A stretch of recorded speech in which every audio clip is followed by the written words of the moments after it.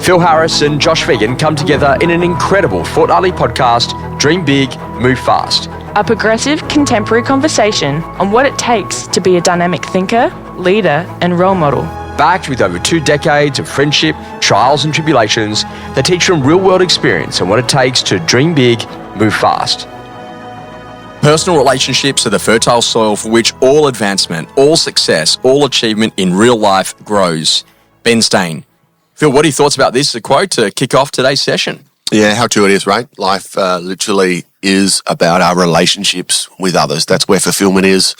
So yeah, it's a good reflection. It's why people come and join your brand. It's why people leave your brand. It's why ultimately, people will do a deal with you or not do a deal with you. And if you can't respond back to someone, or you can't do things in a timely manner, or have a relationship that's going to be super strong, mate, the day that you need that relationship, it's not going to be there. It is, and it's about investment, right? It is very humbling, Josh, in terms of like the honest reality is the current state and culture of your business is a reflection of you. Right, and it's hard. So and you got to, and that's a daily battle. Like sometimes they're going, well, I got to say, look, we've had people leave our organisation, and it hurts. And you go, hang on. At the end of the day, they're not leaving Harris. They're not leaving the building. They're not leaving the office fit out.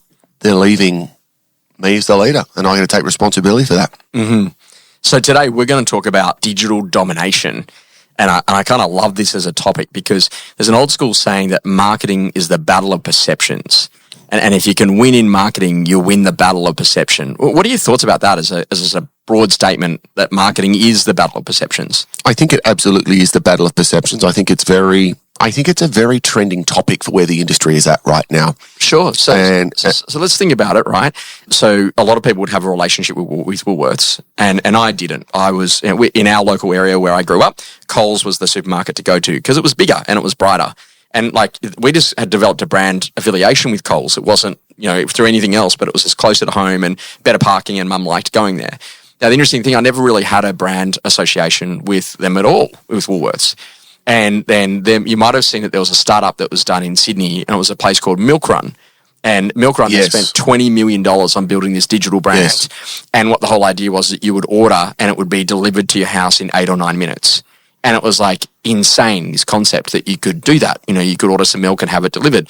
And I kind of liked it because like I would be at the airport getting off a plane and go, I don't have any milk for porridge tomorrow morning, so I'll just get it delivered rather than having to stop off in the car in the wet rain. And so I could just, pick it up at my front door. And I developed this unbelievable brand affiliation with Milk Run.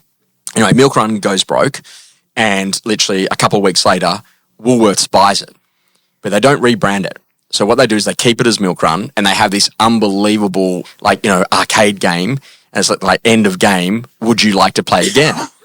End of game, would you like to play again? And if you go yes, and it then says player 1, Milk Run, and then player 2, Woolies. And then it goes on with this battle. And so they relaunch their entire digital ordering platform as Milk Run. And so now get this. So I would use Milk Run for last minute purchases all the time. But I don't even think about Coles anymore. And Coles did a tie-up with Uber, but I don't relate Coles and Uber to delivery. Yeah, right. I'm 100% like Milk Run is a cool, edgy brand. It's city-fied. It's like literally it's the 20 and 30-year-olds are into it. Like it's not old and stagey of your mum and my mum rolling down to Woolies and having a bit of a chat in the aisle. And so the interesting thing about this is that literally it's about digital domination. So I always think about it. If you want to dominate in digital, the first foundational concept is that what's the problem that you're actually trying to solve? So do you want to be building audience? Are you in a position that ultimately you want to be making it look like you're doing a lot? And what's the battle of perception?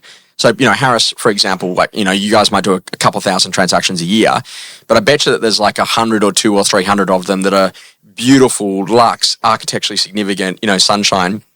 And the rest is just Adelaide property. Like, no offense, but like there are some properties that are really going to attract eyeballs.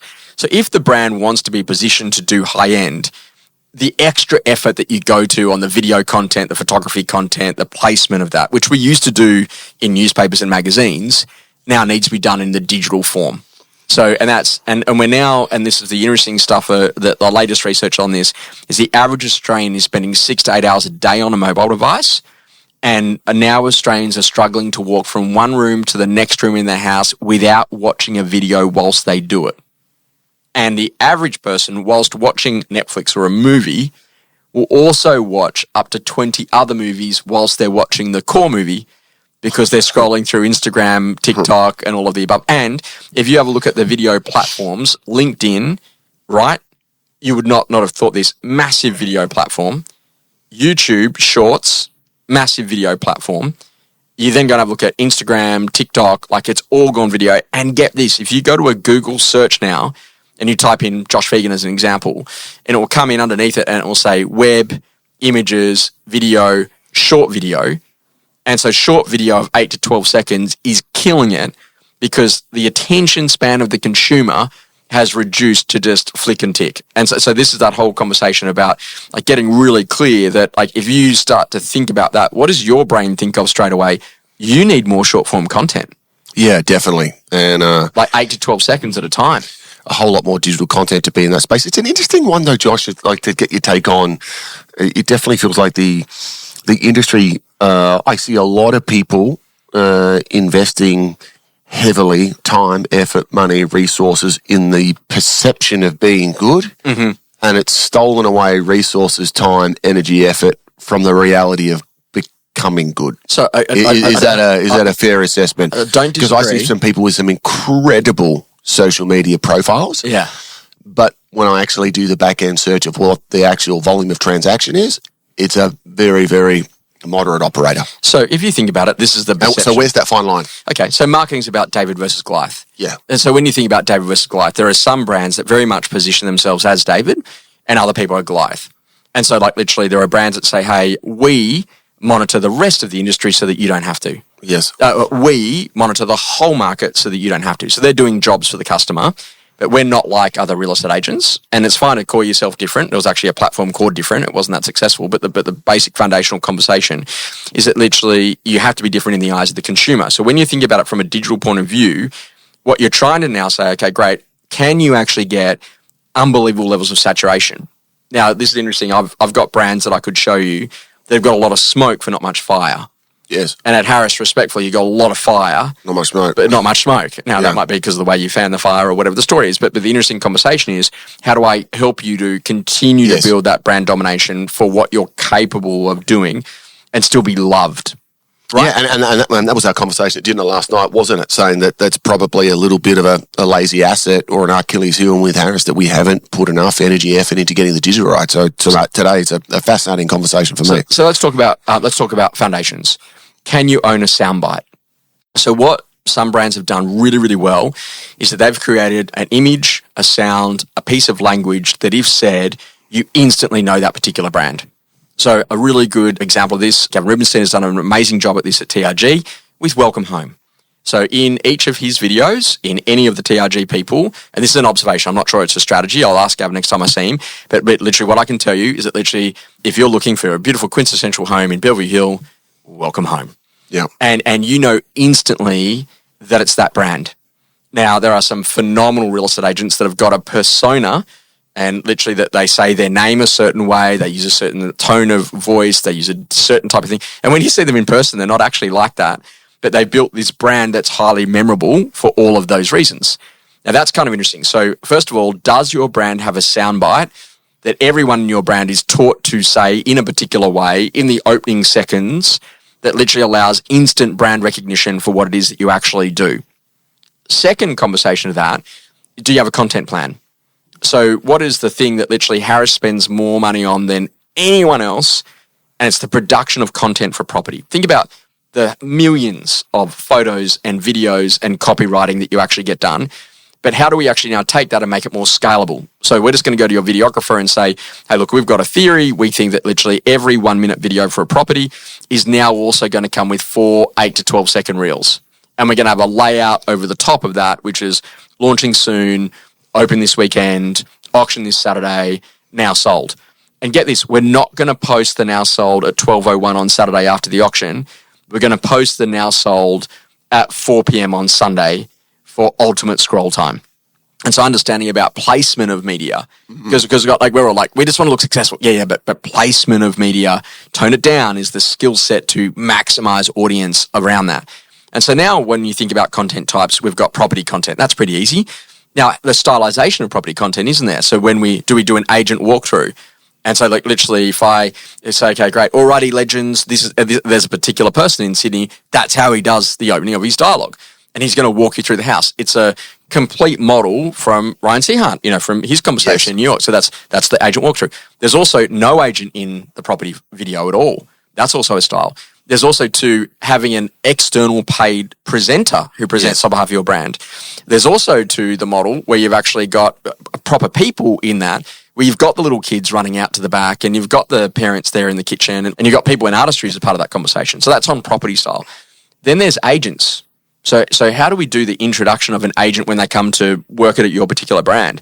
What do agents have a choice of in content? Do they do a market wrap? Do they do a market update? Do they do a Saturday afternoon recap? Are they in a position that they don't do anything? And then there's also agency brand. Now, I think that you and I have probably fallen in love with brands like Nike and Apple that are very specific about campaigns. So Kipchoge, as we're recording today, is in Australia right now, and he's about to run the Sydney Marathon on Sunday.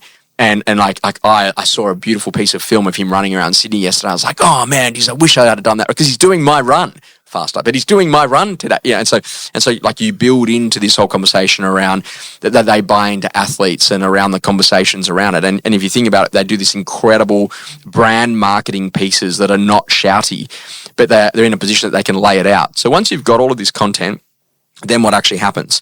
So I was telling you about a client, for example, that I will be on stage and I'll speak between 8 o'clock and 3 o'clock in their brand. And at 8 a.m., the videographers come in. As I'm leaving at 2:30, the video about the training day is already on their social. And then over the course of the next 72 hours, it's actually played across different accounts that they have, different directors, different key salespeople, different accounts of their offices as a part of that. So there's obviously an ad mention and sharing strategy in collaboration of how they're actually bringing that together so we can get it across their entire audience. And so what you want to think about is that, like, you and me might be in a sales team with Jen, and Jen might be our head of ops, and you're a salesperson, I'm a salesperson, like back in the day. But I've got a different audience to you, and Jen's got a different audience to us both. But like, we're posting content at different times or adding mention or sharing it in different ways as a part of that conversation. So there's a real strategy on that. And then there's a conversation around like the stylization of what do we want? Do we want to be in front of camera or not? Like, we can't have 500 people doing a podcast inside of Harris, but we can have like a leader of residential sales high end, or a leader of residential sales normal, or a leader of residential sales for investment properties. And we could definitely have a property management, conversation. We could definitely, go and do off plan if that was an area of service line. And so then starting to think, okay, great, once we've got the content, then how do we display it in terms of our platforms? So what platforms do we want to play on? Twitter or X is not huge, I would say, in residential property in Australia. But Instagram and TikTok is. So we need to make sure that how we're going to get to that stylization. And is Harris the sort of brand that you're going to run and jump into a pool with your suit on? Or is Harris the sort of brand, well, no, we don't do that for likes and views. What we actually do though is present beautiful, quintessential, architecturally stylistic, great living examples. And do we have editorial type content like The Local Project, which is in focus? And I've got a fantastic young guy up in Brisbane who does, like, not the tale of the sale, but sales breakdowns. Where he actually, and this is actually, if you've seen any of The Economist, and I think it's Chris Coe, I think I've got his name right. And what he does a really good job of is breakdowns of how businesses failed or made it. Like, so the Kodak breakdown. So give me the breakdown on how that particular builder bought that particular property, did the subdivision, built 2 subunits on it, and then went on to go and sell it. So it's more editorial and it's more content driven. Or is it partnerships and collaborations where I'm going to a stylist, I'm going to a builder, I'm going to, an architect who's going to tell me about, how they do X, Y, Z, to go to make that happen. And so when you're starting to think about that, it's then like getting really, really clear about the formalization of what it is that you do in business. How's that for a quick uplift for areas to consider? And to now go and start to think about, well, we need to actually build a strategy for each of those. Yeah, it's in line with that conversation that we had. I think that if you're serious about getting this right, you really need to go and take a day aside and actually document a strategy, don't you, with what those pillars are around agent, around office, around culture, around property. There's actually needs to be a documented strategy, and there's actually a whole rollout learning plan that needs to be required by the whole company to actually engage with what that broader strategy is. So if I go out to your sales team and I surveyed everyone, would you like to be in the video, yes or no? And if they say, no, not my thing, that's okay, because we've got a plan for that. If you do want to be in video, then you actually have to be accredited and trained on how you're going to present to camera. And is that going to be professional or is that going to be raw content?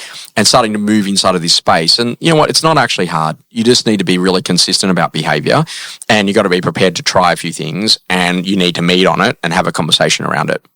Principle: quality scales faster than quantity. Now, thinking about digital assets here, we see a lot of people that produce heaps of stuff, but no one watches stuff, it. yeah. Versus like the quality of what it is that you do.